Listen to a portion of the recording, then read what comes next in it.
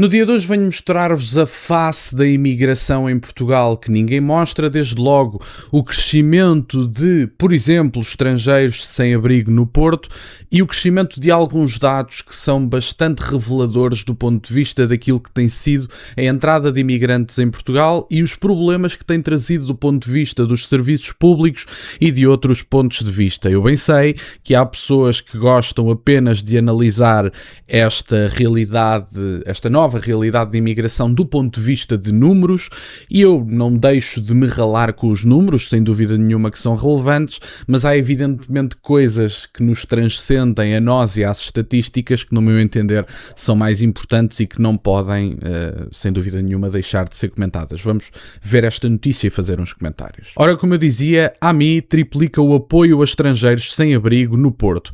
Este crescimento na representatividade de pessoas estrangeiras acompanhadas reflete uma tendência nacional observada por organizações que atuam no apoio a sem-abrigo, exigindo respostas sociais adaptadas à diversidade de contexto e perfis.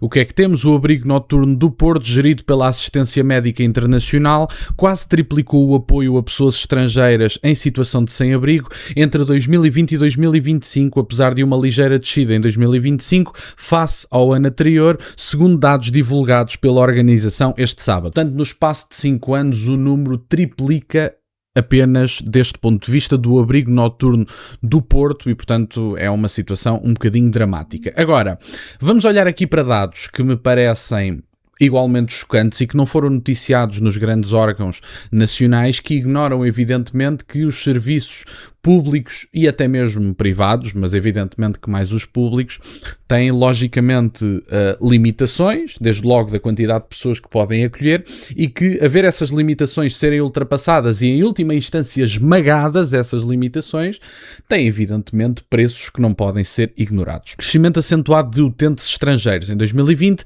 as pessoas estrangeiras apoiadas representavam cerca de 10,3% dos utentes no abrigo do Porto, e esse peso subiu de forma contínua ao longo dos anos. Em 2021, 12,1%, em 2022, 17,5%, com um aumento mais expressivo em 2023, 23,5%, e um pico em 2024, 30%.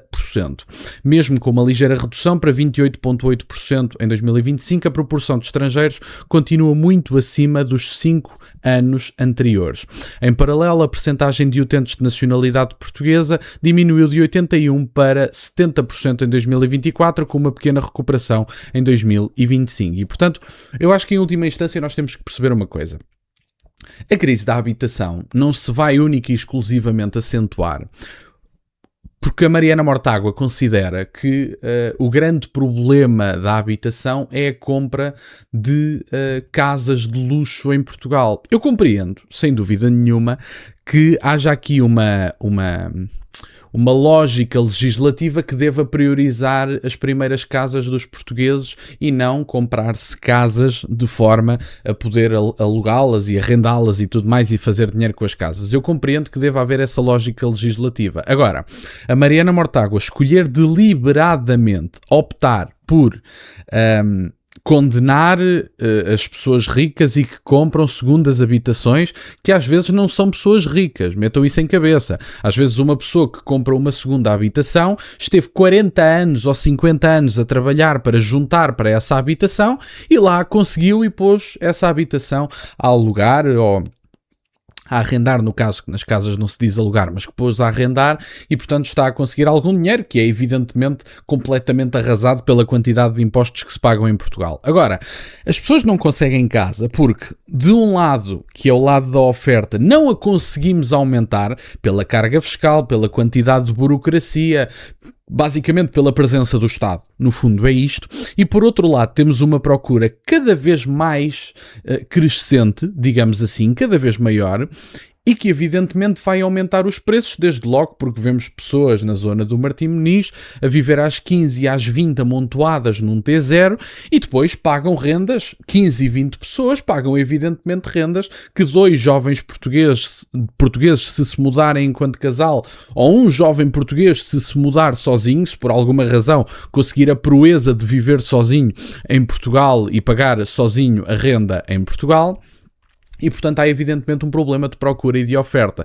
Em última instância, nós vemos pressão nos serviços públicos, vemos pressão no mercado da habitação, vemos descaracterização nacional, vemos a substituição do nosso povo, e é evidente que estes dados vão ser cada vez mais representativos, porque nós recebemos toda a gente, independentemente de onde venham, e até há bem pouco tempo, não foi assim há tanto tempo atrás, as pessoas chegavam a Portugal, diziam que iam procurar um trabalho e nós aceitávamos essa declaração de manifestação de interesse como se não fosse nada e como se não tivéssemos ciente que os seres humanos conseguem mentir, porque pode vir para cá alguém que diz que vai procurar um trabalho e adivinhe-se, não procura. Não é assim. Nós temos a noção que os seres humanos têm a capacidade de mentir, mas aparentemente há alguém que tenha dificuldades em acreditar nisso.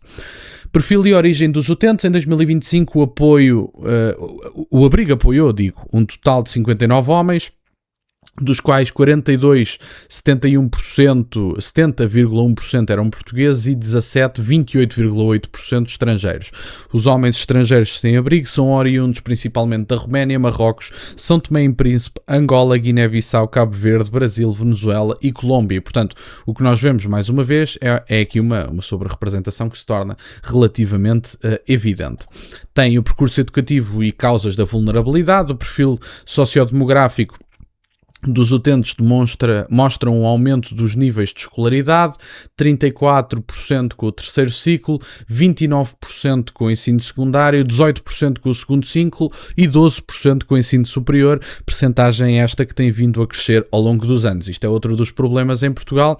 Há um conjunto de cursos que já não garantem emprego, já não garantem elevador social como outrora garantiam e, portanto, em última instância, eu acho que é importante que as pessoas percebam, até por este meu comentário do vídeo e de mostrar estes dados, que eu não estou obrigatoriamente a dizer que as pessoas que estão sem abrigo e estão cá são más pessoas, não é nada disso. Eu não gosto de ter ninguém em situação de sem-abrigo, evidentemente. Eu não quero que as pessoas vivam na rua, eu não quero que as pessoas passem fome, isso não é sequer cristão dizer uma coisa dessas. Agora, o que é relativamente evidente é que estas pessoas, com promessas do Partido Socialista, da geringonça e outras formas de promessa, e até com a permissividade do ponto de vista migratório que o próprio Partido Social Democrata tem tido, porque acabar com o regime de manifestação de interesse e reduzir as entradas não é resolver o problema da imigração, porque nós já temos imigração a mais e se continuamos a deixar entrar, o problema continua a agudizar-se. Portanto, não é uma questão de